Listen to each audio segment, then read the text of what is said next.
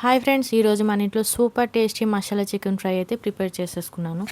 ముందుగా 1/2 KG chicken అయితే తీసుకున్నాను. అందులో సాల్ట్ అండ్ టర్మరిక్ పౌడర్ అయితే వేసుకొని ఆల్మోస్ట్ ఒక 80% అయితే బాయిల్ చేసుకున్నాను.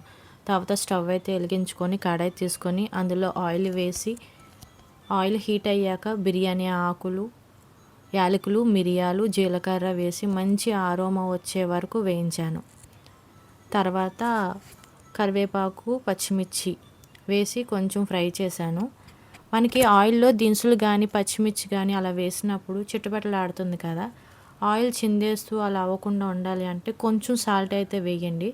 వేసి ఒకసారి ట్రై చేయండి, మీరు కావాలంటే ఆగిపోయిద్ది, అది అలాగా చిందదనమాట. తర్వాత కొంచెం నెక్స్ట్ అయితే ఆనియన్స్ అయితే వేసి కాసేపు వేయిస్తూ ఉండాలి. తర్వాత జింజర్ గార్లిక్ పేస్ట్ అన్నది వేయాలి. ఇందులో మనకి సాల్ట్ అన్నది చూసుకోండి, అడ్జస్ట్ చేసుకోండి. ఆల్రెడీ నేను కొంచెం ముందైతే వేసాను కదా, మళ్ళీ మీకు సరిపోదు అనుకుంటే కనుక వేసుకోండి. తర్వాత టర్మరిక్ పౌడర్ అయితే వేసుకోండి. టర్మరిక్ పౌడర్ కంపల్సరీ వేసుకోండి అండి కర్రీస్లో.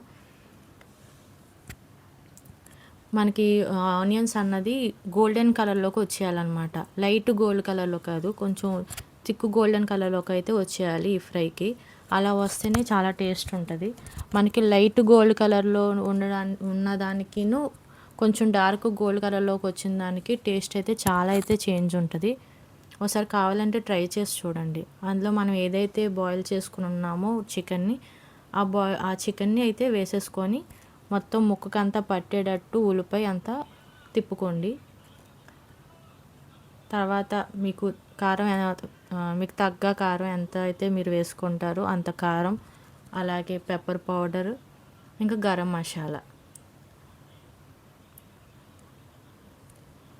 వేసుకొని ముక్కకి బాగా పట్టేటట్టు మిక్స్ చేసుకోండి. మిక్స్ చేసిన తర్వాత కాసేపు మూత అయితే పెట్టేసుకోండి. కొన్ని మినిట్స్ అలా మూత పెట్టి కుక్ చేస్తే దానికి ముక్కకి అన్నది పట్టిద్ది అనమాట, కారం అది అంతా. మనకి పచ్చి స్మెల్ అయితే రాదు అలా చేసుకుంటే. ఇప్పుడు దాంట్లో కొంచెం ఫ్రెష్ కొత్తిమీర వేసుకోండి. అంతే ఫ్రెండ్స్, మన ఎమ్మీ మసాలా చికెన్ ఫ్రై అయితే రెడీ అయిపోయింది. మీరు కూడా ట్రై చేసి ఎలా వచ్చిందో కామెంట్స్లో చెప్పండి. వీడియో నచ్చితే లైక్, షేర్ అండ్ సబ్స్క్రైబ్ చేయండి మర్చిపోద్దు. జై భవానీ.